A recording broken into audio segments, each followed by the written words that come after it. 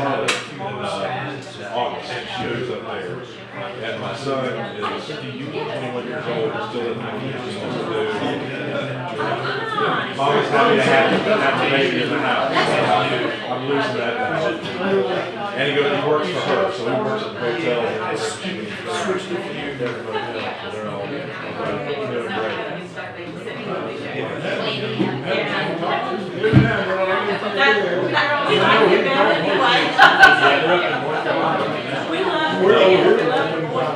Are you? Get between Fort St. Joe.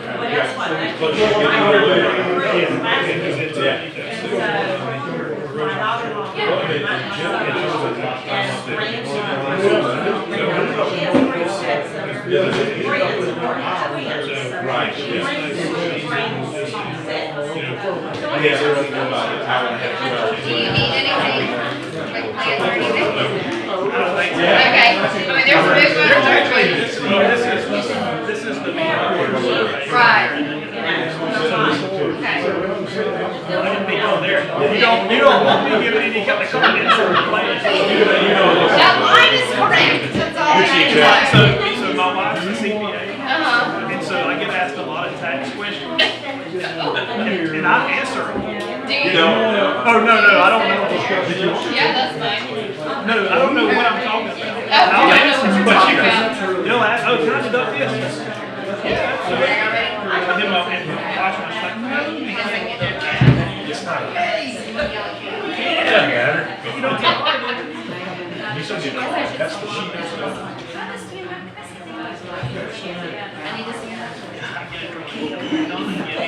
Good evening, everyone. Thank you all so much for coming. We're going to get started. Just to let you know, this meeting is being recorded, so it will be then, for those who weren't able to see it, or if you want to re-review it, you can watch it back on the Mexico Beach CDC's website. We will post it on there. There is a sign-in sheet if everyone will please sign in for the record, and silence all your cell phones, please. So I have to do mine right now. Yes.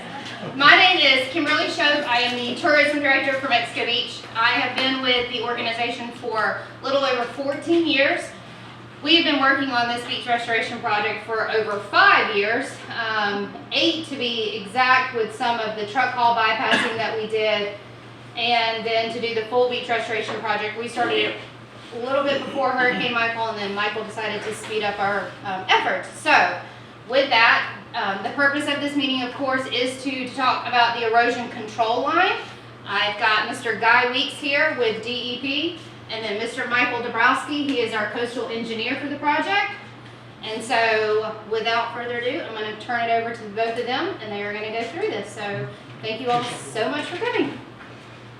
Hey everyone, welcome. And my name is Guy Weeks. I work with the Beaches Inlet Sports Program within DEP.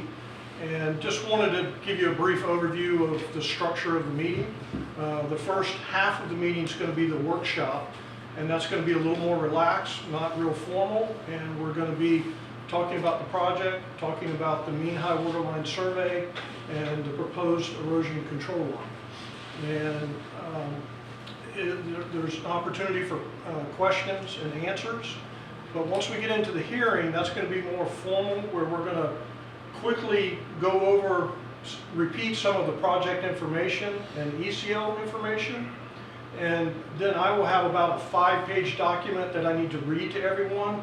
We're doing all that just to get it on the record for the hearing, and then it will be an opportunity for any of y'all to come up and make formal comments. But the comments are about the technical merits of the mean high waterline survey and the erosion control line. So your comments are, you know, if you started to make comments about the color of the sand or how long it might take for the beach project to be constructed, that's not the intent of the hearing. The intent is strictly about the technical or legal merits of the erosion control line, and that's a boundary line for the project. So with that, again, welcome everyone, and I'll turn it over to Michael, who's the project engineer. Thank you, Guy. Again, my name is Mike Dabrowski. I'm principal engineer with MRD Associates. We're the coastal engineer for Bay County and for the city of Mexico Beach. And so what I would like to do is go and give you a description of the project. And not sure about how much y'all have seen it over the years. First slide, please. And again, this is the purpose of the workshop. Next slide. So my side of it is going to be the public workshop, which really is talking about the project itself, giving you the description, opening it up to questions as we're going through. If there's something that's not clear, feel free to ask. It's, again, an open forum. Next slide. So project description, it's in the City of Mexico Beach, and it is going to occur between the Mexico Beach Canal, which, and let me back up one thing, is that you're going to hear us talking about R monuments, like R134 or 128.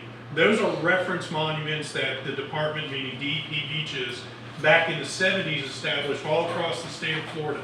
And those are were established about every 1,000 feet. So it gives us a reference of saying, well, 144, you know where that is. So we may be discussing about, well, between R something to something that gives you a reference point. So the project itself is 1.3 miles, 3.1 miles, going from R127.5 to 144, which 127.5 is just to the east of the Mexico Beach Canal, and extends that 3.1 miles all the way to the Bay County, Gulf County line. One of the other things of looking at is there is a designation within that 3.1 miles. It's called a critically eroded beach. It basically means is that it is a critical erosion that threatens upland structures, has the amount of erosion that the state has designated that is typically qualifies you for state funding for beach projects.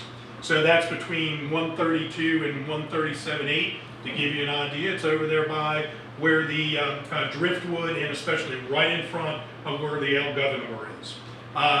And so we're talking about a 2.3 mile section of shoreline between 130 and 144.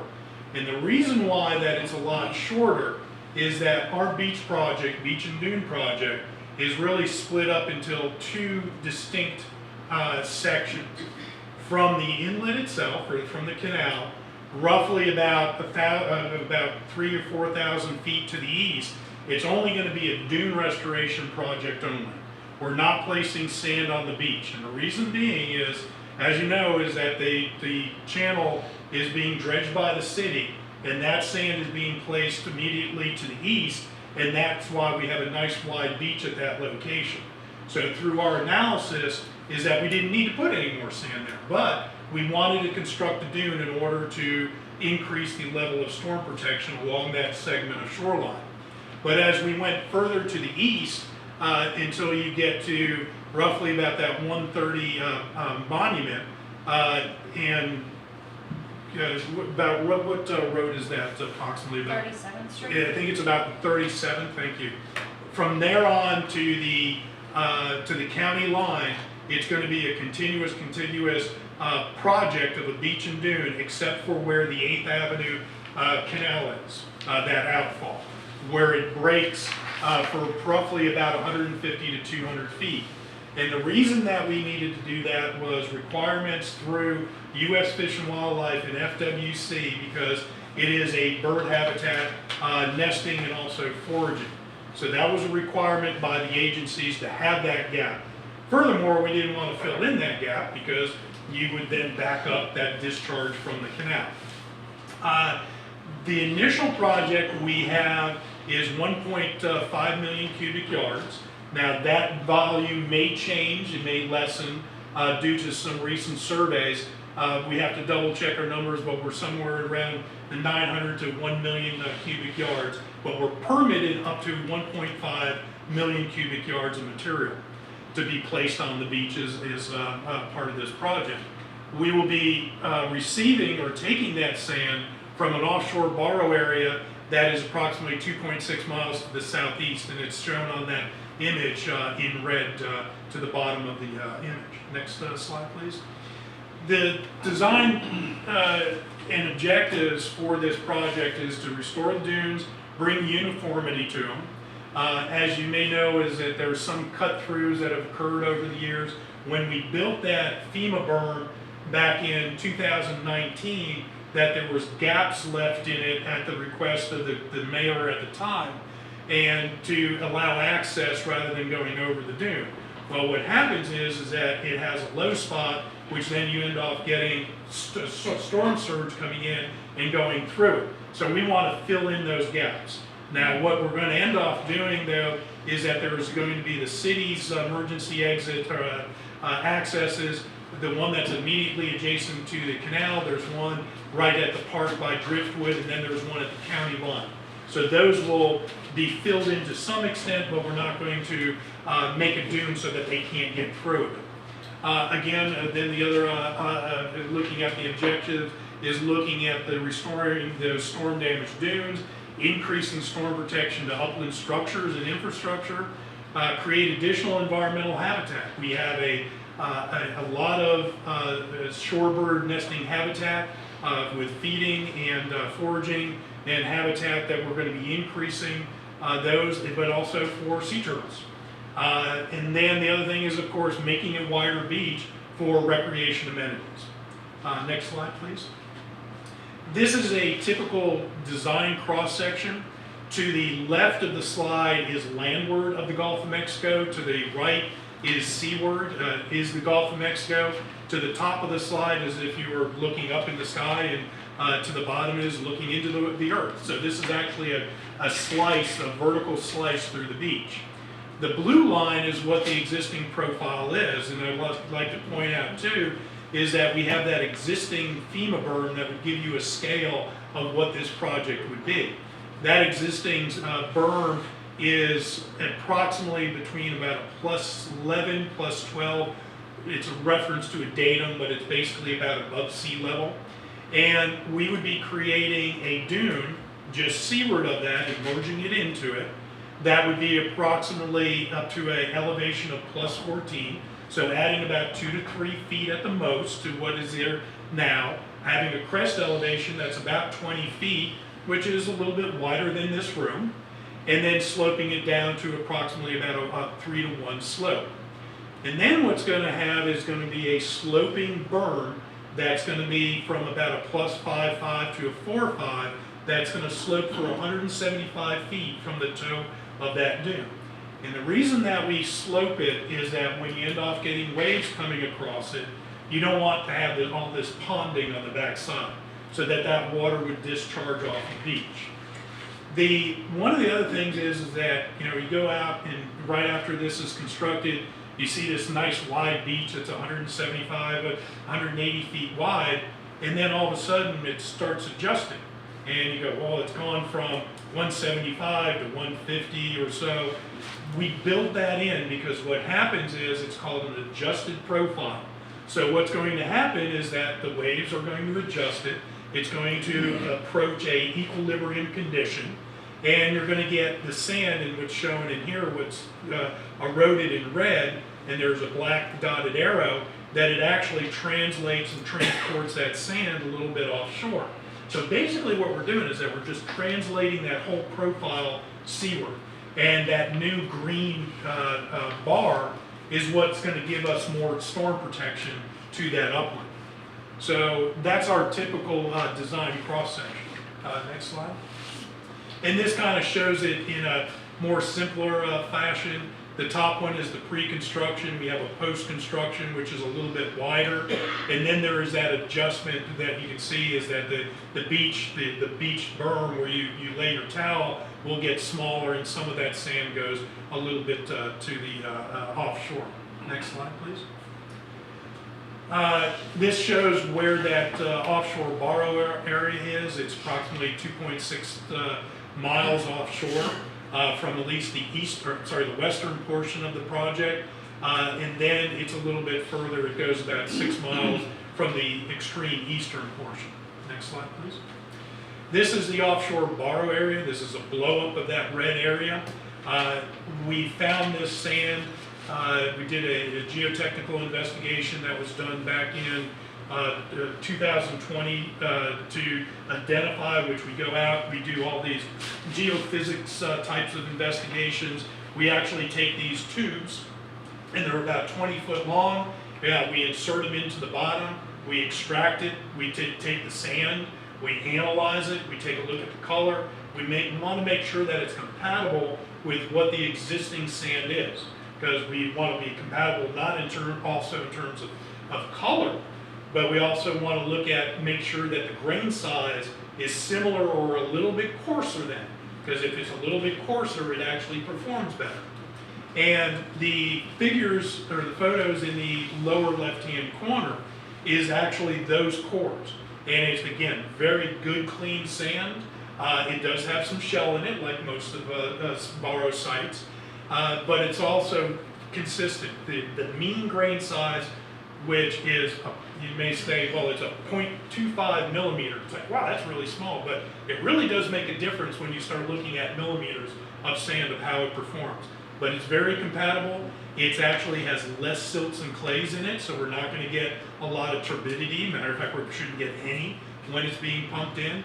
And it's actually as white or a little bit whiter than what the native is. So there is a lot of consistency to it. It has a total within that borrow site that there's approximately 4.3 million. We only need up to 1.5, so we have plenty of sand if we need to renourish in the next 10 to 20 years. Next slide, please. Beach construction in a preliminary schedule. Next slide, please. There's two methodologies that may be applied to this particular project, and we're going to be going out to bidding within the next few weeks, and we left it open to the dredging contractor to select the type of dredge and methodology that they are going to use to hopefully be able to get us the best price for this project. So we give them flexibility within kind of a confined region. So there's two different types of dredges. There's a suction hopper dredge, which is at the top right. And basically what that is, it's a big barge. And they actually suck the material up from the bottom of the seafloor bottom, and they deposit it into the hopper dredge. And then they take that ship and they bring it to the shoreline, and then they connect to a pipe, and they pipe it to a connector. And then they have two pipes, one going east, one going west, and they start discharging that on the beach.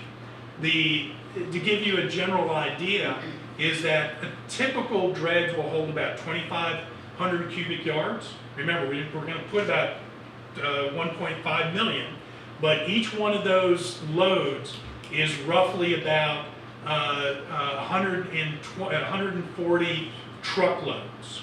So that's, you're dealing with one dredge versus having a truck haul, which would dramatically increase the damage to your roads, and of course that would take a lot longer to do.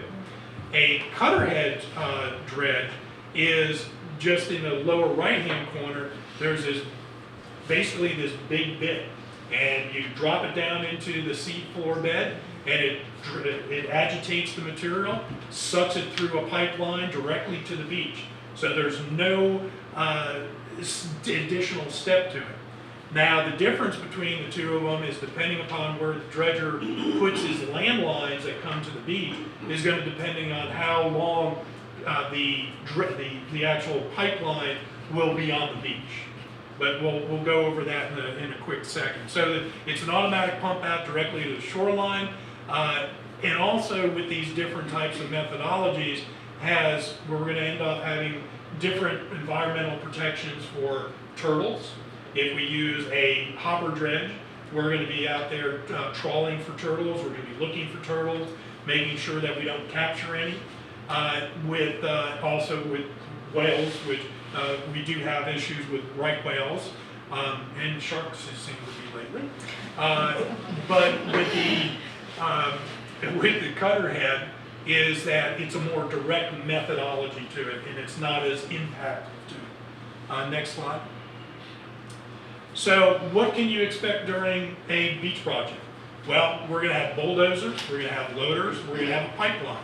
And what this slide shows, and they're very similar, you can see the pipeline in the bottom one, that's the red pipe that's on the bottom.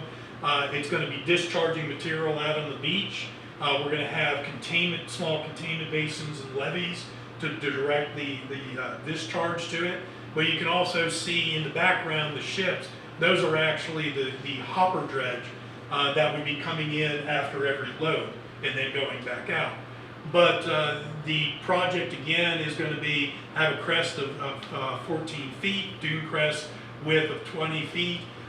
For each area, you can expect construction to occur between 2 and 4 days. Typically, it's about 2 days to have this type of activity. And again, depending upon the type of dredge that we use, is that pipeline could be in front of your property for the entire length of the project. However, we're also going to be putting in temporary beach access ramps over that pipeline to be able to give you access from the upland across the pipeline into the beach. And typically the pipeline is going to be about 100 feet or so back from the water's edge, so it still gives you adequate areas to be able to recreate. Now, those areas that you're going to have the exact discharge and the equipment operating is that we are going to block that off with fencing, and you're not going to be allowed to be within it. And it's usually about a 500-foot, give or take. Next slide, please. And this is a typical completed fill section. This was actually St. Andrews that we completed in 2023. It's not nearly as wide because keep in mind again that it does adjust. But this was for that 1 mile we placed, it was approximately about 600,000 or 700,000 cubic yards over about 1.25 miles. So now over there, their slope was a lot steeper compared to yours over here, which the beach is a lot flatter. So it'll go out about the same distance. Next slide. And again, this is just a reminder about how it's going to adjust. Next slide, please. What's our preliminary schedule? Is that we're in the process of the erosion control line establishment. It should be completed by the end of July to the beginning of August. We're going to be going out to bid, and for contracting award, we should be going out to bid with the ITV within the next week or two, and we should have the bids in, which I think the bids are going to be due the end of July. And at that time that we would need to go to the TDC and then to the Bay County Board of County Commissioners for final award. We're looking at mobilization outside of sea turtle nesting season, which ends on October 30th, and start on November 1st, and we're giving them a window until April 15th. Now, within that window, we're only giving them 120 days to construct. And again, we want to give them some flexibility within that time frame. They may have another project going on that they can't get the dredge up here until November 1st or December 1st, but we want to make sure that they get it done quickly, and so we don't want to give them this wide time frame. So that's our preliminary schedule. So by April 15th, they should be done off the beach, and you should have it for spring break. Next slide. That's all I have. If there's any questions, I'm certainly available now or at the end of the presentation. Question? Phil Bell, where is the ECL going to be after the project is done? That's the next question. Segue. Yeah. Thank you for that. Thank you. We're prepared for that. Any others beside that question? And again, I'll be available after this. We still have a question? Yes, sir. Okay, we're looking at, say, from the governor to the driftwood, that area. Okay, you're talking about increasing how many feet out? Well, at the driftwood, it's actually going to be a lot more than 175. From where the shoreline is right about now, it's probably going to, the constructed is probably going to go about 200 feet. But again, it's going to adjust afterwards. So they're going to have roughly about 150 feet after it adjusts. And the existing dunes, they just gonna stay like they are. Nothing's gonna be done to them. Is that right? Well, we're going to merge that new dune to right in front of it. So the back side of that dune is going to stay, the vegetation's going to stay. We're just going to end off merging that new dune into the front of it. Because we don't want to have any dips that we call them, you know, cup catchers and all. So we're gonna have a nice transition that will come So in. we'll have a pretty flat transition. So we'll have a nice transition between the two. And my other question is, what happens to the existing sandbar? Because it's going to extend beyond that, it sounds like to me. Yeah, what's gonna end up happening is, it's actually the new profile is going to adjust seaward to it. And it's that first sandbar that's offshore that provides a lot of storm protection. Right. So it's gonna be reestablished. Are we going to build it back? And well, naturally it'll be built back. Actually, if you go back to that cross section. So that area in the green, so this is your sandbar currently. So once we place all this sand here, this sand is actually going to be transported off, and we're going to be recreating this same bar to here. So basically, we're just translating that back out. In my opinion, that's one of the most valuable things we have. Yes. This beach right here. It is in any beach, but you're exactly right. Any other questions? Yes, ma'am? If you're gonna do the continuation of the dunes and not have customers anymore, and you're also going to raise them 3 feet, correct? That is correct. How will you to access the beach then if you used to be able to walk through the dunes at customers? Yeah, Are you going to be able to build walkways over the dunes? yes, and one of the things, there's two things. We would certainly encourage the construction of dune walkovers. And one of the things that we will be doing, and it's going to be shown on here, that the county has got a website. And the city's got a website that's going to have answers, FAQs, questions and answers and other information. And once we actually start construction, we'll give updates of where you can expect the project to be during that length of time. But what we're going to post up there also is the name and also the criteria for dune walkovers. If you end up doing it as their DP beaches, their typical sections, then you can get a field permit rather than having to go to Tallahassee to get a coastal control line permit. So we try to make it as easy as possible. Or the other thing is you can always put Moby mats on it, but dune walkovers was something that we certainly encourage. One of the other things that failed to mention is that after we construct the project, we're going to be putting in, I think it's almost 1 million dune vegetation, consisting of sea oats, panicum, and I think we're going to, for this project, we may use morning glory. It may be one other different type. So, but yeah, we would certainly encourage dune walkovers. Mike, but where the city's designated walkovers are right now, they will stay designated walkovers, and dune vegetation will not be planted in them. So it's clearly marked where a true walkover still exists. And we put in post and rope on that to keep them directed. Yes, ma'am? So for the erosion part of it, it goes from the driftwood, you said it's up by the El Governor. Yeah, actually, 15th Street? yeah, the highest rate of erosion for this segment of shoreline is in that El Governor area. Up to 15th Street kind of thing, where that one crossover is? Yeah, I would need to look at it now, sorry. But it's roughly about a mile, less than, So it's just a little shy of the critically eroded section that the state has deemed, yes. It's right before the driftwood, and I want to say it stops right shy of 15th Street.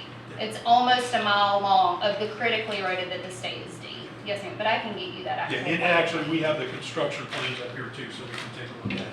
But the project itself is going to extend the entire length of Right, yeah. next week. Yes, sir. I don't think we want to get into this part, but you talked about putting COs in. Yes. Can we put kind of the CO plate or recently around there? Yeah, Instead of this kind wherever we got these front lapins. Yeah, actually, we are and we use the same, because we were the design engineer on that, is that we would use the same criteria for this project as we did with that one.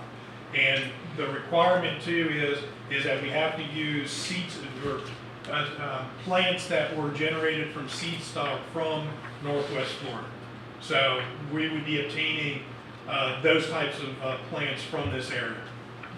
Kind of like we have. Yes. Or we used to have. Yes. In the cruise. I hope they grow as well as the ones that we used to have, yeah. So when people are driving down the highway, will they be able to still see the water or just the sand dunes?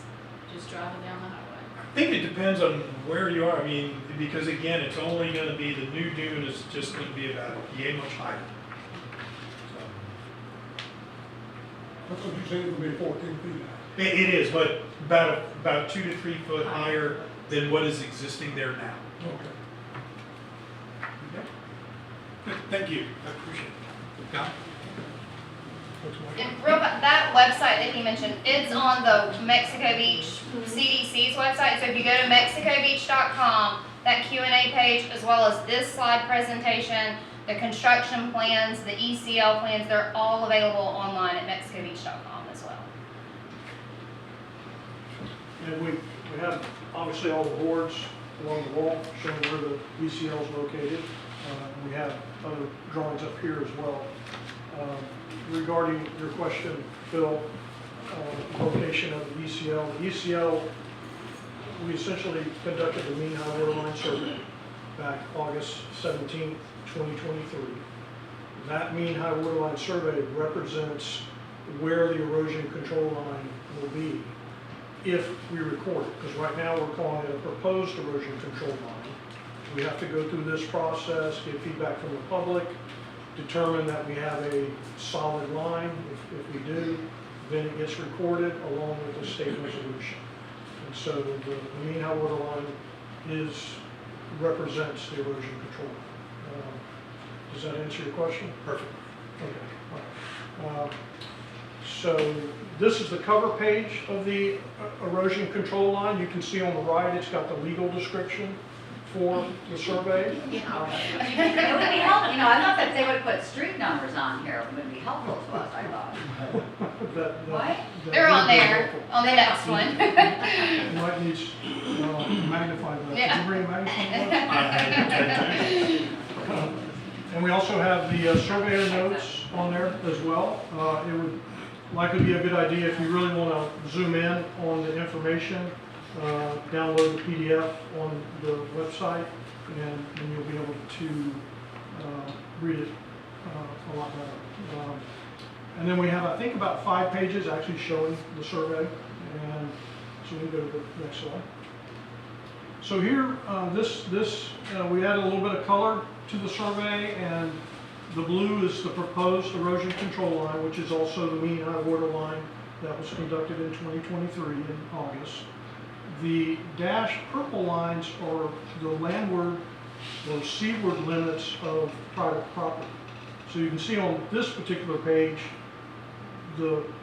where the private property ends and where the ECL, there's a disconnect. And through most of this area, either the city or DOT owns that land that's in the gap. Next slide. And that was on the western end. Now we're going a little further east. You can see the ECL is getting closer to private property, but it's still not touching. One more slide, thank you. And here we get to about 8th Street and where there's a canal. And you can see that the purple line has a little bit of zigzagging going along it, but the mean high water line in the ECL is the blue line and continues on. Next slide. And same thing here. And this is where, again, either the city or DOT owns the upland land. And so there's really no private property that's touching the ECL.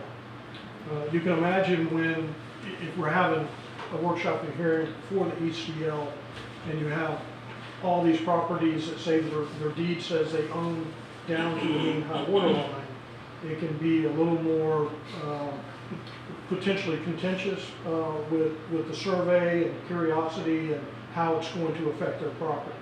In this case, you actually have a buffer between your upland private property and where the project's being built and where the ECL boundary is located. So below the ECL, state-owned or federally owned? Great question. Mike's And saying yes. we'll get into the statute part of it. But, below the mean high water line is solid submerged state-owned land. State. Yes. And above and in between property boundary and it? Above is, well, depending on where you are, that is, most of this area is either owned by DOT or the City of Mexico. Yeah. Um, Okay. And I think right around the canal, there's a few lots that come out pretty far, so that's a smaller gap. Originally planted that way, correct. Particularly that one lot. So, okay, next slide, please. And this is the the eastern end, which is very close to the county line, and R-144. One thing I will add about the range monuments, or the R monuments, when those were originally put in back in the 70s, that was to, initially it was to measure beach erosion and beach accretion. And we would do beach profiles every 1,000 feet. And so the state of Florida has a really good track record of measuring beach erosion and tracking it. Most states don't have that kind of survey data dating back to the early 70s. So that's a really good thing. That really this concern about beach erosion started in 1957. You had all this booming that occurred after World War II, and you had hurricanes, and a lot of the inlets were being constructed at that time, and people were starting to notice, hey, we've got some serious erosion problems, and that's when the University of Florida, the Coastal Engineering Program, got put together, and we started trying to figure out how we were going to combat beach erosion. Next slide, please. So that's really a good segue into this slide here. This is a public policy declaration by the legislature this was written back in the 60s. And it's because we were starting to realize, we're having a lot of erosion problems, and how are we going to address those erosion problems? And the legislature stated here, beach erosion is a serious menace to the economy and general welfare of the people of the state, and it has advanced to emergency proportion and is hereby declared to be a necessary governmental responsibility to properly manage and protect Florida's beaches. And why do we do that? Why is that important?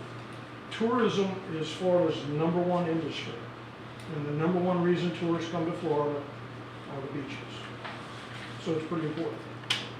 So, and the other thing, every dollar we spend on beach nourishment, we get about a $5.7 return. So it's proven to be a good investment over time. Next slide. One question. Yes, sir. Inlet, what is the definition of inlet management projects in this statute? Well, inlet management, that's in 161.142. The opening paragraph of that statute really describes very well the purpose of an inlet management plan. What you're trying to do is replicate the natural drift of sand, because an inlet, an altered inlet, it stops the natural flow of sand. The beach is kind of like a river of sand. And so once we have an altered inlet and we're noticing that the adjacent beaches are having erosion problems at a serious level, then we determine that we need to develop a plan and figure out how to bypass sand around the inlets to mitigate the erosion due to the inlet. Okay, does that apply to the 8th Street Canal on this project? No, It's not because it's not considered an inlet. So the definition of inlet is vessel traffic? Say that again? Safe navigation, vessels? That was Well, my question. I'd have to look up. I don't know the exact definition for an inlet off the top of my head. We can look that up. Not right now. But there's a total of 66 inlets in the state of Florida. So if it's just considered a stormwater outfall, we also have that with coastal dune lakes as well. Those are not considered inlets because I think really the answer is because of the scale of it. I think, yes, navigation is a big component of an inlet. And there is a definition, I just don't have it memorized. I apologize for not having it memorized. I see some cell phones going. We're looking for you. Don't worry. As I recall, I think it also has to deal with being tidally influenced. So, You mean like the tidal flow? high and low tides In the inlet. in that inlet? I think that's The- one of them. Yeah. One of the requirements. Battlefield. Continue on, sir. Thank you. Most of the inlets were constructed for navigational purposes and waterborne commerce. So, you know, if you have a canal that's, you know, essentially a stormwater outfall, that would not be considered an inlet. Just like the city's canal. Just like the That other. is an inlet, by definition. It is. It is an inlet, Correct. and it does have a new inlet management plan as well. I'm sorry. It does have a new inlet management plan as well. Awesome. So, switching back to beach management and the erosion control line, Florida Statute 161-101, beach erosion can be adequately addressed most efficiently by a state-initiated program of beach restoration and beach nourishment. And also, an erosion control line must be established along the shoreline to define the property boundary between sovereign submerged lands that is public and upland ownership that is private. Any of the major communities around the state of Florida, Miami Beach, Jacksonville Beach, Panama City Beach, Pensacola Beach, St. Joseph Peninsula, they all have erosion control lines. So we're not, if you're advancing the shoreline seaward of the mean high water line, and you're doing it at a significant level, an erosion control line is required. So we're not singling out Mexico Beach. It's required all around the state. Next slide, please. And I kind of just read that. The ECL defines the boundary between private and public lands. We're using public funds to build this project. A survey in Florida Statute 161-161, a survey of the shoreline within the beach restoration project limits shall be conducted to locate the erosion control line. In this case, the ECL is 2.6 miles long. It's not the entire length of the project, as Michael stated, that at the very western end, we have a dune project. And that's not advancing the mean high water line seaward, therefore ECL is not required in that area. If you want to read more about the general definition of the mean high water line, you can read Chapter 177, Part 2, which is the Coastal Mapping Act. And then if you're wanting to learn more about sovereign submerged lands, that's in Chapter 253. Next slide, please. Okay, so this is the pre-project profile. And probably at this point in time, nobody's really thinking about the mean high water line. And then at some point, a storm comes and we have some erosion. And we'll go to the next slide. At that point, particularly if the mean high water line is much closer to your home, you're thinking, gosh, it might have some erosion problems. And so this is identifying where the mean high water line is and when it was surveyed in August of 2023. Next slide. So if the survey gets recorded and it becomes an erosion control line, it's representing the landward side is private land and the seaward side is public land. Again, public funds are being used to build the beach. In this case, we know that the private lands also includes the City of Mexico Beach land and also DOT land. So most of the land just landward of the ECL is likely going to be public as well. But then you get to a point where you're at private property. And we'll film back. Next slide. So this is the post-project profile, also still showing where the mean high water line was at the time of the survey. The erosion control line, if recorded in the courthouse, it becomes a fixed boundary, just like you might have on your private property. And again, you've got private lands on the landward side and public lands on the seaward side. Next slide, please. And then this, what Michael went through before, the equilibrated profile. And this is showing how the sand moves around. It doesn't just stay in one place, particularly when you have high wave energy and it becomes equilibrated. Okay, jumping back into the statutes and why we have an ECL, state law requires it. It's done all around the state with large-scale beach nourishment projects. This process legally documents and fixes the boundary between upland property ownership and submerged lands of the state prior to construction of the beach projects. The establishment of an ECL will not take any property from upland owners, but it will prevent future movement of the property line seaward of the ECL. The area landward of the ECL remains the property of the upland owner, irrespective of future beach erosion or accretion. Property seaward of the ECL will be public beach and upland owners' access will not be impaired. Next slide, please. And as I've already said, the ECL is based on the mean high water line that was surveyed August 17, 2023. The elevation of the survey is 0.7 feet in NAVD 88.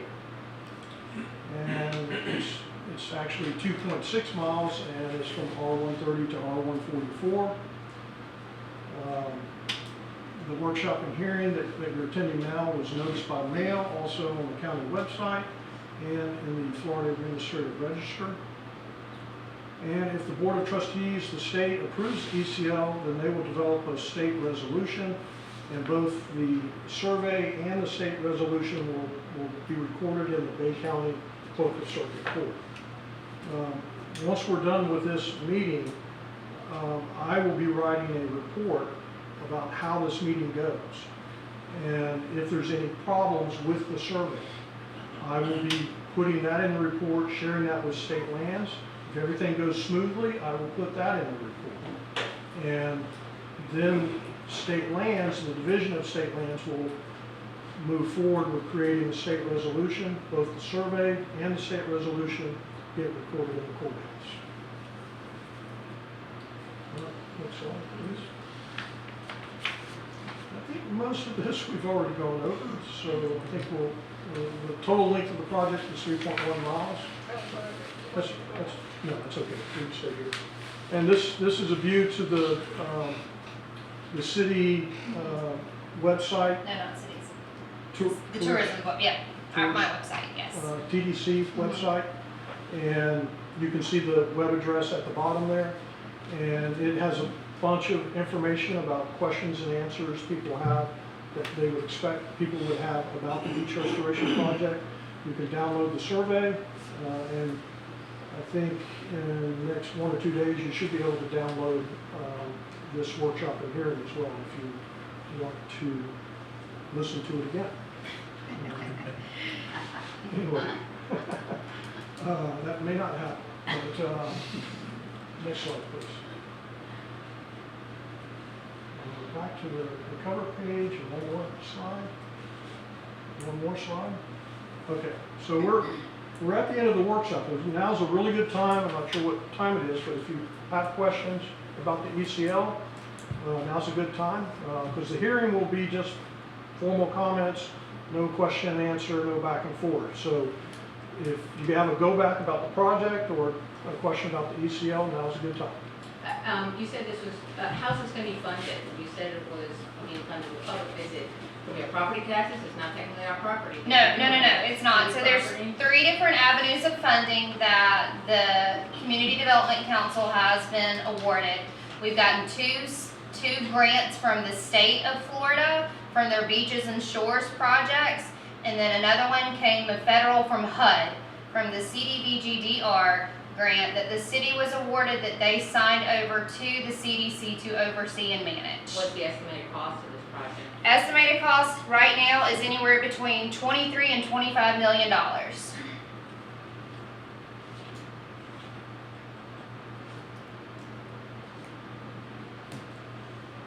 It will not cost the residents a penny. We have that right. Do I? You gotta have that right. I will write that. These grants, this one will not, yes. I'll see you next statement I get. It'll cost some people money. The state money was in response to Hurricane Michael. It was a special appropriation. So So that was state money to renourish the the beach, the entire beach.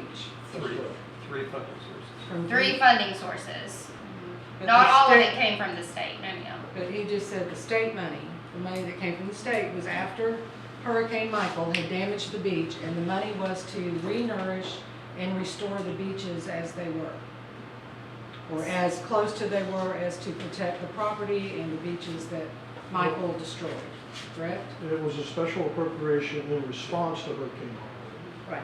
And so there had to be a response. If we had not had, if Michael had not blown through here like a buzzsaw and took everyone's property and either destroyed it or almost destroyed it, then we wouldn't have had state funding or a state allocation for this beach renourishment, correct?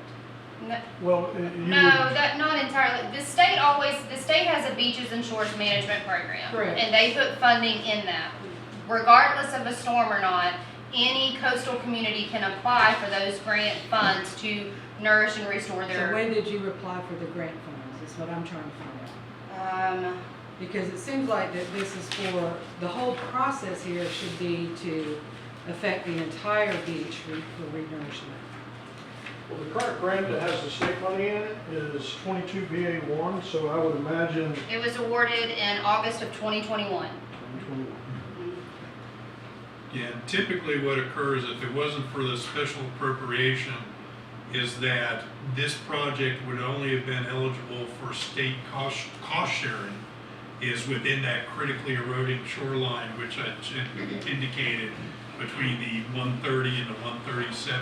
But that would have required a matching share from the local government, meaning the city of Mexico Beach. So these grants are zero contribution by the city. Zero matching. Zero matching. And also one of the requirements of a state contract is your cost share in that contract is dependent on how much public access you have. The higher public access you have, the greater the state cost share. But again, this was a special appropriation, so it kind of went around that annual process, and you got a special appropriation that's in that contract, 22BA1. Yes, sir. Okay, so in recap, survey was done to establish the ECL. The ECL has to be approved formally to facilitate the beach nourishment. Correct, there is a requirement before construction can begin. And that requirement is to provide protection of private property and infrastructure. I get this out. Private property and infrastructure. Mhm. And in my email to you and Beverly, or Kimberly, excuse me, Yeah, you're fine. I asked the question, how is the private property going to be protected at the 8th Street Canal discharge when there's not going to be any beach nourishment done there? Well, part of the reason that is the case is because we have to account for the outflow of the water.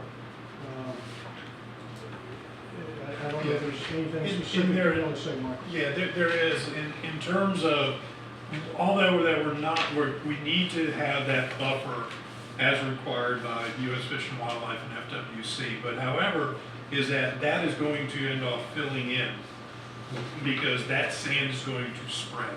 So basically, it is going to increase the level of storm protection to the upland because that sand's going to move into it.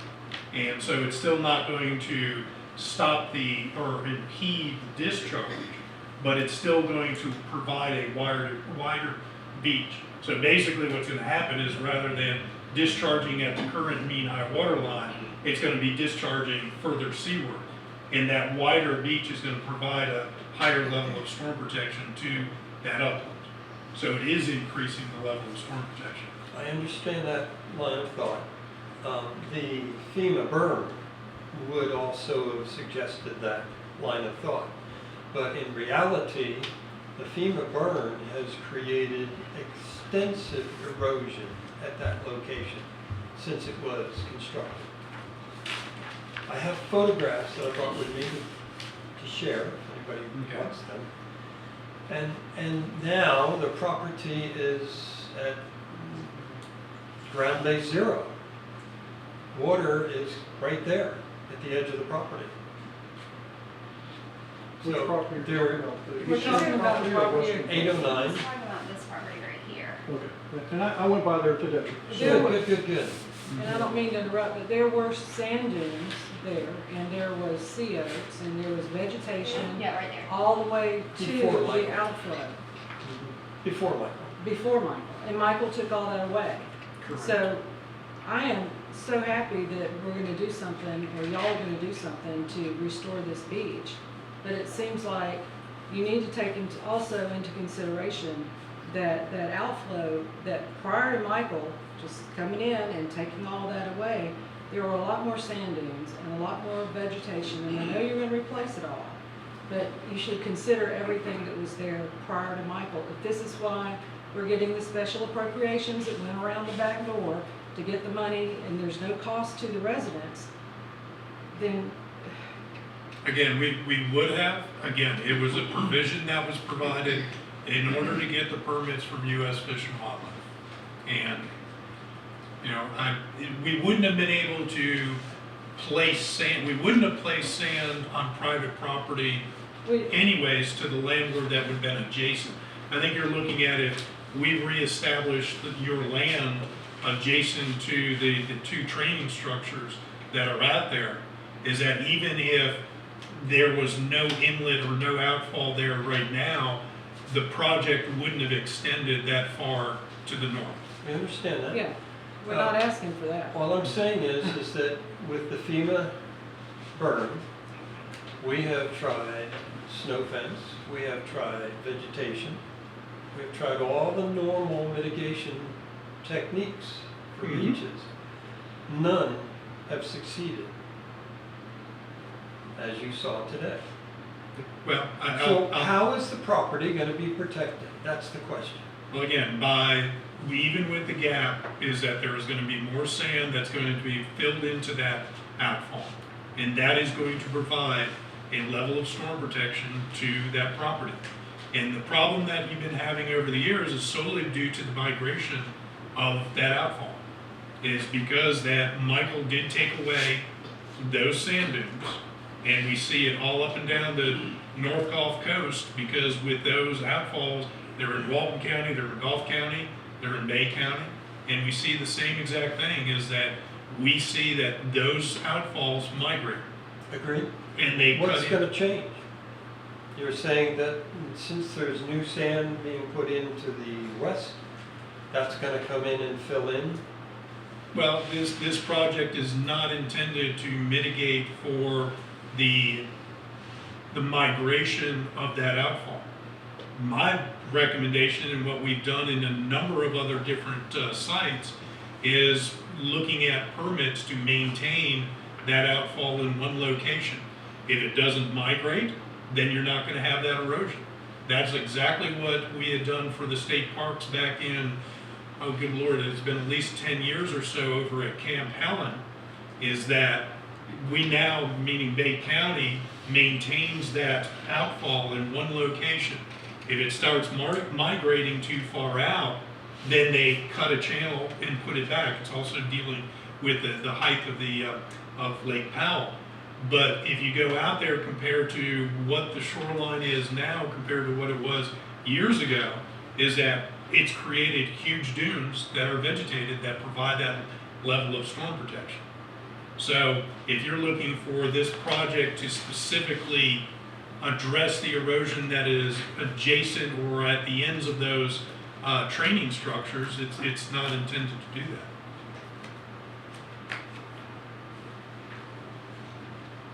So how is the property protected then? Again, by that sand filling in to that outfall is going to increase the level of storm protection and mitigate for erosion in that gap where it's at 8th Avenue. Any studies or anything that we can read up on to get a warm fuzzy on this? With regards to, This process like Powell? oh, Lake Powell. Well, The county probably has, I don't know if there's been monitoring reports done on it. There's monitoring reports on all of the beach nourishment projects, so I can look in our files to see what we have, to see how they highlight that area. There's another project that you may want to look into. It's called Oyster Lake over in Walton County. And that's exactly what they do over there. And it's dramatically reduced the amount of erosion that was on both sides of that outfall. They're looking at doing it over in Money Bayou, over in Gulf County. So really maintaining that outfall in that one location and reducing the ability of that or mitigating the meandering of that outfall is the best way to be able to accumulate sand within that property. so whose purview would the permitting come under, Kimberly? I believe that would, well, as far as this, that would come under the city or that's not, that property, that 8th Street runoff, that sand, all of that property right there, that falls under the city. So I believe that would need to be something that needs to be worked and consulted with regards to the city and then DEP. I'm not sure how our entity can help assist with that, because I know that while granted that right now, looking at this image, the discharge is flowing more to the east, I know 2 months from now, it could easily migrate back to the west. And so I truthfully, I've grown up here my whole life. I understand that 8th Street discharge has never been truly straight like it's supposed to be. So to my knowledge, that is something that the city needs to look into, as well as getting DEP down here to see, because truthfully, it does. 8th Street reaches all the way over to the canal. So I'm not sure with maps or any of that. I don't have any of that information. I'm sure the city's got some of that with regards to the channel flowing. But, oh, Head for Swan. yes, okay. Well, the question is very good. Miss Lisa? The 8th Street Canal, Kimberly, as you well know, the city used to routinely cut it so that it flowed straight. Okay. And they have not done that since Michael. That's true. I can't speak for why they haven't. I'm sorry. I don't know. They're not allowed to do that. Oh, they're not allowed to do that, obviously. They don't have a permit, it sounds like. I was out there too today, and somebody seems to have dug a little. Has done what?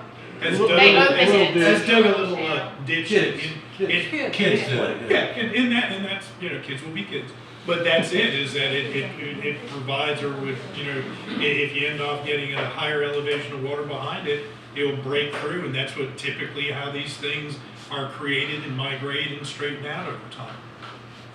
Except if you block that canal, you cause a whole lot of problems up the Right. canal. Exactly. Understood.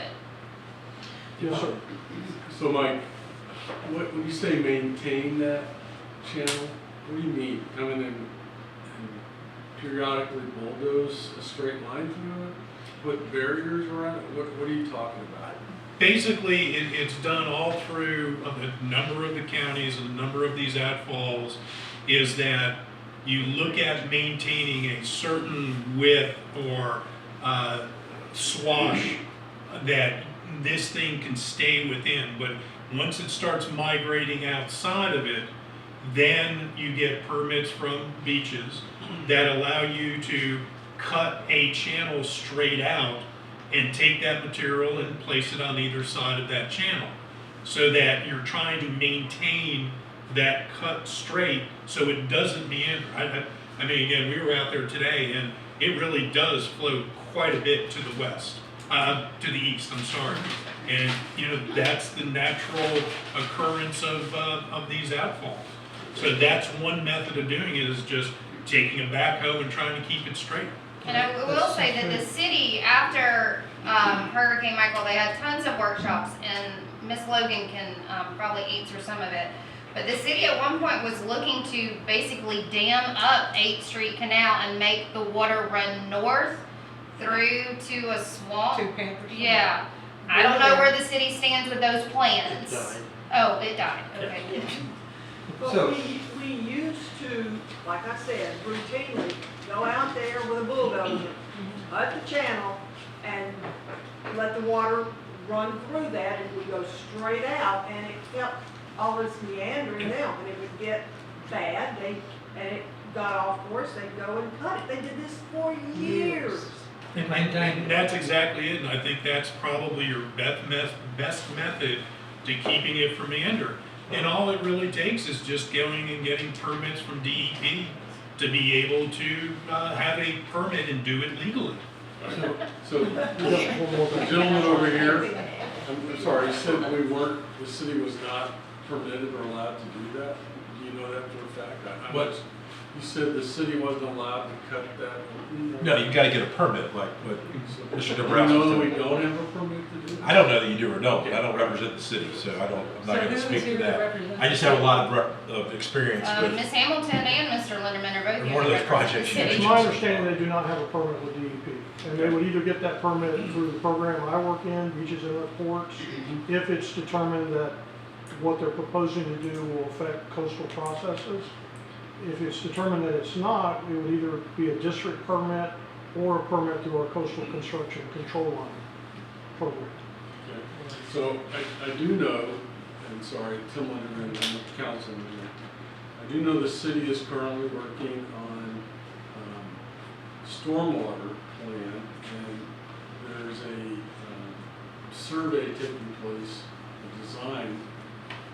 One of the options is to look at 8th Street Canal, blocking it off and moving that water to the 80-acre potential detention pond as part of that. I believe this is opened right now, as Ms.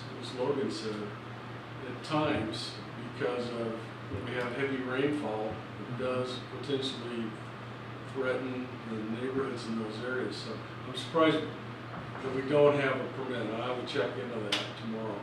But so what I'm hearing from you, Mike, is one way to maintain this, to protect the properties that it encroaches upon, the water encroaches upon, is to maintain that path with heavy equipment. That would be my suggestion, yes, because we've done it again at Money Bayou over in Gulf County, Oyster Lake, Lake Powell, so there's also a precedent. And I'm not certainly saying that it would be easy or they would give it to you, the next day, as long as that, as Guy had mentioned, as long as that you meet the criteria, it shows that it's not gonna have any adverse impact. And in my opinion, stopping it from meandering and cutting into the dune and threatening private property is justification enough, is maintaining it in one location. So it's almost like doing an inlet management plan for an outfall. So this is a question for both you and the DEP rep. Is this something that you could block that street, that canal, and pipe that water offshore? Is that something that would work as a potential? Well, it's actually being done. We're working on a project in Okaloosa County. It's an outfall from an old coastal dune lake that we're getting permits to be able to have an emergency pipeline going out 2,000 feet from the shoreline, that when the lake rises too high, that we can then pump it out. But also in terms of Bay County is doing that right now as part of a massive stormwater management retrofit of their outfalls along the Panama City Beach. Now, it's a multi-million-dollar project, but it's also, they're taking, and I'm not involved in this one, but is that it's taking a large volume of water, stormwater from the upland and pushing it offshore, because it basically is having the same effect as what it all is here, is that it's discharging across their beach and it's causing erosion, it's causing meandering. So that is a potential. I don't know what the cost would be, and I don't know your funding source, but it is a potential mitigation. Thank you. About 10 years ago, the city's engineers, with Preble Rich at the time, came up with a scheme to run a pipe about 1,700 feet out, bury the pipe from the 8th Street Canal and run it out and discharge it there. That fell apart. Sir, you had a question back here? Well, I was just gonna say on that, outfall you're talking about, it's probably plugged up, what, 80%, 90% of the time, the way it's been operated for the last 50 years. Okay. But you're talking about opening it up, and then you affect the quality of the water to go big time. Yeah. And so you wanna be careful with what you do there. You know, my question is, I thought it tied back into the canal back over here, the main outfall. And I always wondered why it wasn't diverted all down there, but it may not be tied in. I never looked at that. And that's one of the criteria of the Lake Powell project is not only of how much it meanders, but it's primarily of what the lake level is in Lake Powell, so it doesn't flood out those homes. So when it reaches a certain elevation, then the criteria kicks in. So it's not that you're out there on a daily basis, it's only when the risk of flooding occurs, that then you're able to open it up. But if it's not open, then it doesn't meander. And you'll find that over time is that if you maintain it in one place, it gives it the opportunity for the beach on either side to start rebuilding itself, because you're going to get windblown sediment, you're going to plant material, and it's going to start growing naturally. That 8th Street does link to the canal. I mean, you can see it. It does. But the thing is from where it goes from here and then back up into here, I think some of this section is clogged. The north end. So, and I believe the city is looking, or was at one point, when Mr. Gisberg was here, was they were looking to basically dredge this whole inlet so it constantly flows. I don't know where that project stopped when Mario left, but that was one of his projects I know he was looking into. Yes, sir. I mentioned the use of sandbags to provide an artificial boundary for the discharge. Any comments? I think the problem with that is going to be FWC and FWS concerning wildlife and any problems it might create for wildlife, whether it's marine turtles or shorebirds. And the only comment that I have is there's no other outfall that has those. In Florida or? At least in northwest Florida. Northwest. Yeah, and the other concern will be for how it affects traffic on the beach as well. And then downdrift impacts or erosion impacts. For people. People walking. Yes. Yes, sir. Can I ask you a question about if I can, you can help me get the picture in my brain of what it's going to look like. We live on 39th Street, and there's quite a few people that on the other side of the highway, lots of people coming up 39th Street and walk through the path to get to the beach. Okay. What's it gonna look like? Can you paint the picture of, I mean, we're talking about walkovers, does the city do that, or they got the money to put walk, or they gonna do this, and we don't have the money to fund the walkovers in the city? What's it gonna look like? Well, it's going to look probably similar to Panama City Beach in a way as far as doing walkovers. And, you know, obviously if it's at a major public access point, the dune walkovers might be a little bigger than one at a private property residence. But that may depend on the access. So Dr. Colbert, what basically on 39th Street, what's gonna happen is some of that sand has already started to fill in between your two gaps of your berm. It's basically gonna come to a close, and then it'll start gradually sloping smoothly back down towards the water line. So you'll just have to walk up the berm, walk a little ways, and then gradually walk back down.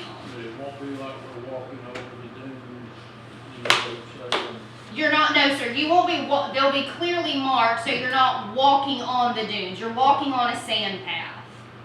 That'll be clearly marked. You'll have to go up a little, but it won't, you're not having to go up 14 feet to then come back down. You're just gonna have to go up a little and then smooth back down. Yes, sir. Yes, sir. And that's allowed. I mean, that's in statute where the property owners have a right to go to the beach. That's part of your property rights, and repairing those. So you don't have to have a walkover.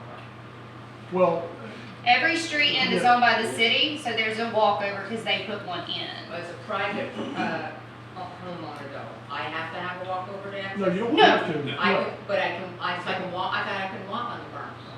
You can, state law, you are not allowed to trample or danger or destroy sea oats.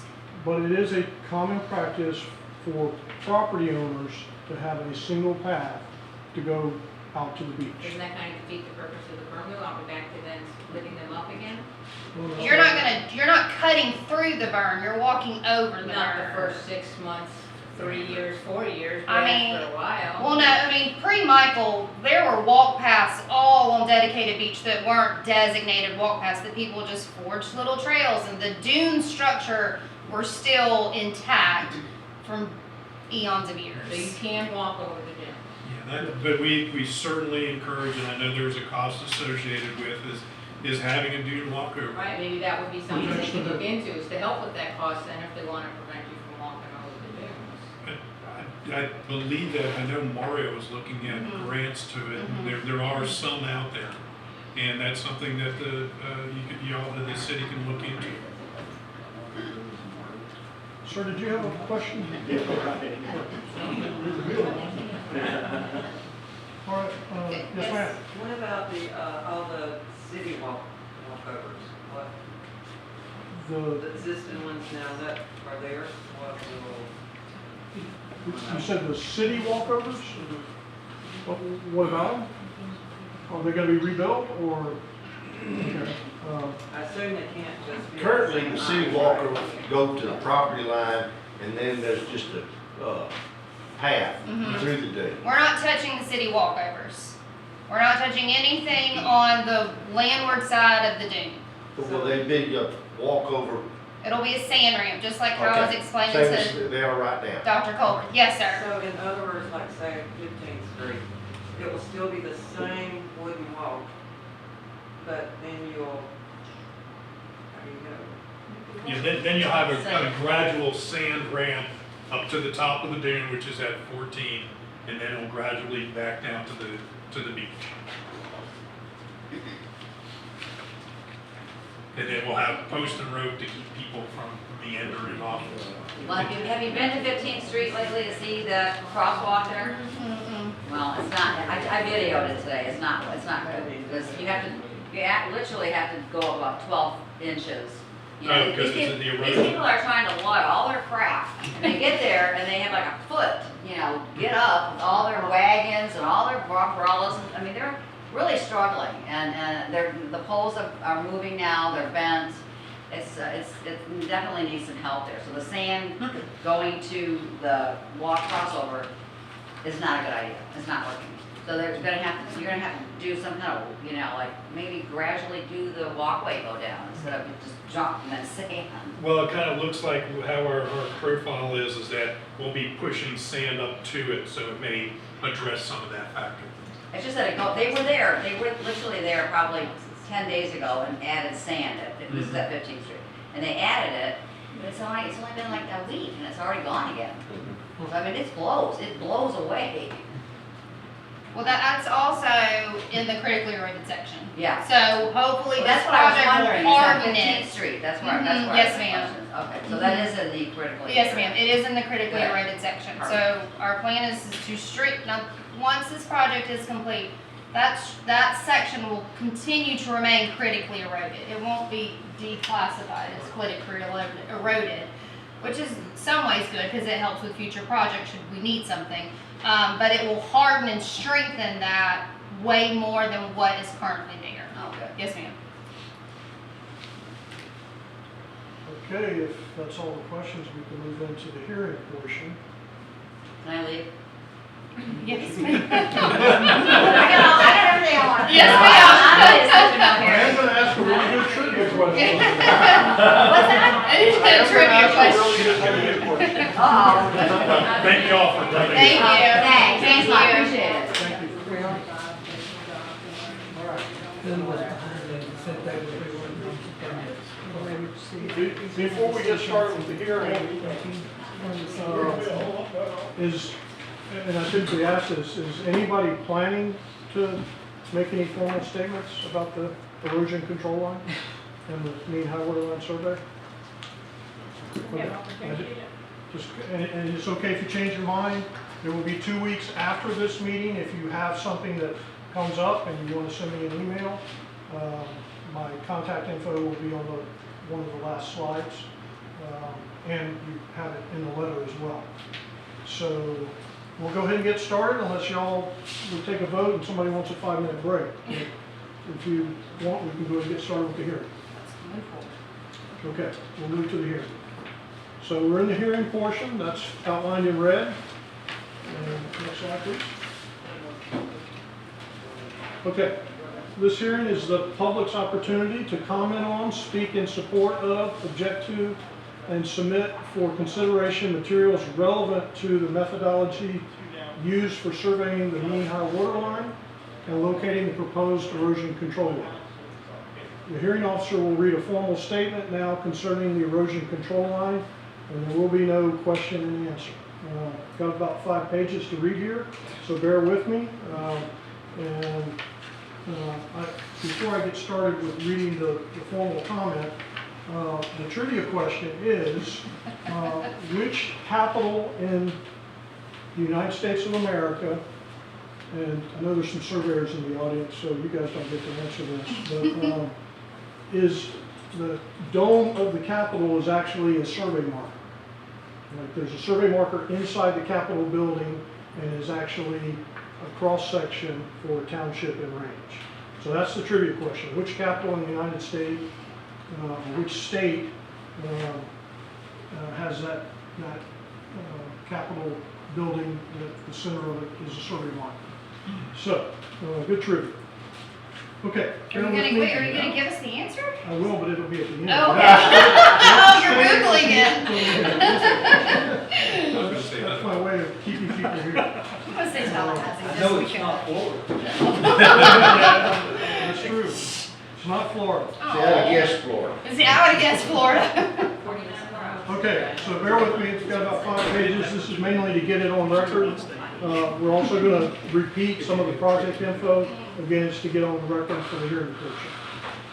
Okay, so good evening. Welcome to this public ECL hearing. My name is Guy Weeks. I am a planning manager with DEP's Beaches, Inlets, and Ports program under the Office of Resilience and Coastal Protection. I have been appointed as the hearing officer for these proceedings. This public hearing is being held pursuant to Chapter 161 Florida statutes for the purpose of receiving testimony regarding the merits of the proposed erosion control line for the Mexico Beach Restoration Project at Mexico Beach in Bay County.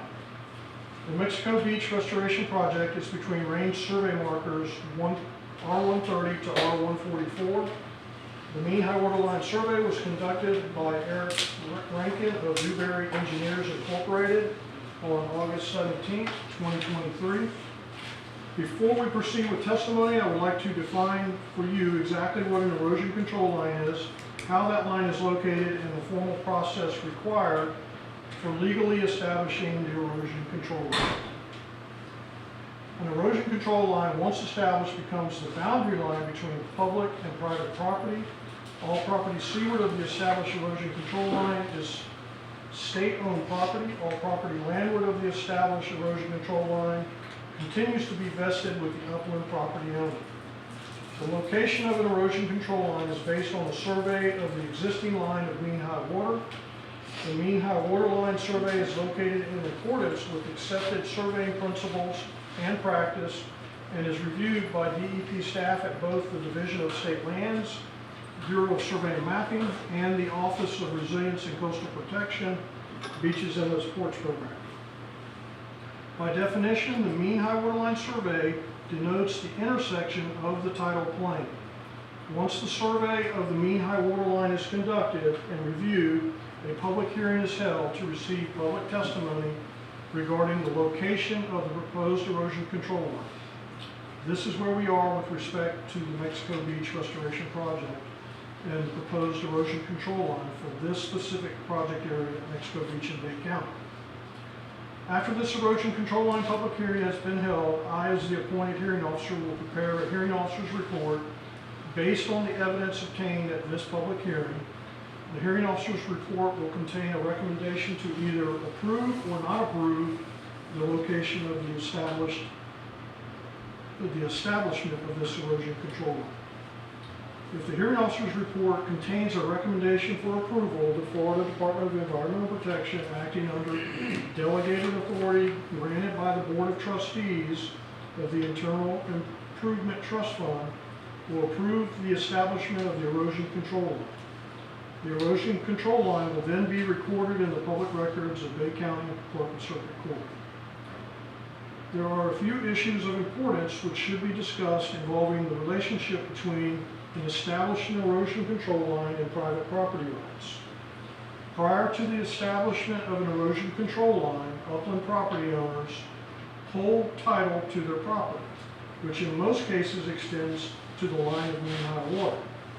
In Florida, the mean high water line is recognized as a boundary between sovereign submerged state-owned land to be managed for the public good and welfare and privately owned upland property. Also of importance are common law rights enjoyed by upland private property owners. Common law rights are those rights held by the upland property owner, include rights of ingress, egress, view, boating, bathing, fishing, etc. These common law rights are not diminished as a result of establishing the erosion control line. In accordance with the provision of section 161141 and 161201 Florida statutes, the state shall not allow any structure to be erected upon lands created, either naturally or artificially, seaward of the erosion control line, except such structures required for prevention of erosion. Additionally, the state shall not permit the use of property lying seaward of the erosion control line that may be injurious to persons, businesses, or property of the upland property owner. Now I will ask Michael Dombrowski, professional engineer with MRD Associates, to provide information regarding the proposed ECL for the Mexico Beach Restoration Project. When he has finished his presentation, I will call upon the first speaker for testimony. Next slide. So you're just going to repeat some of the basic project info. The project is located in Mexico Beach, city of Mexico Beach in Bay County, Florida. The project is approximately 3.51 miles long. The ECL is about 2.5 plus or minus miles long, extending between R130 and 144, which is at the Bay County, Gulf County border. The survey was conducted in August of 17th of 2023, and the mean high water line is at a plus 0.7 feet NAVD 88. And that's the image of the survey. Okay, at this time, we'll accept testimony regarding the location of the erosion control line. It can be on the technical merits of the survey. Even if you just notice a mistake that really doesn't affect your property, please share it with us. We want this ECL to be accurate and when it gets recorded. So even if you find something that misspelled word, you can let us know that too. But we've reviewed it, and we think we have a solid line, and it's in good health. And we also reviewed the title for any lands that may not be on the property appraiser's website. We look at historical titles, and we make sure that we're not building a beach project over land that's owned by someone. So at this time, do we have anybody that wants to make a formal comment about the survey and the erosion control line, proposed erosion control line? Okay, very good. So I'll provide the answer to the trivia question. The hearing is essentially over, and thanks for staying. The answer to the question is Madison, Wisconsin. And if you look it up on aerials, it's almost like a giant X, and under the dome inside the Capitol is a circle. I thought Hawaii. Smithsonian Aerial America and see if they have that. All right. Well, thanks for coming out. And if you have any follow-up questions, we'll be here for a few Yep. minutes. Thank you so much. Thank you for coming in. But I gotta stop something real fast. Sorry. We'll start photos. Okay.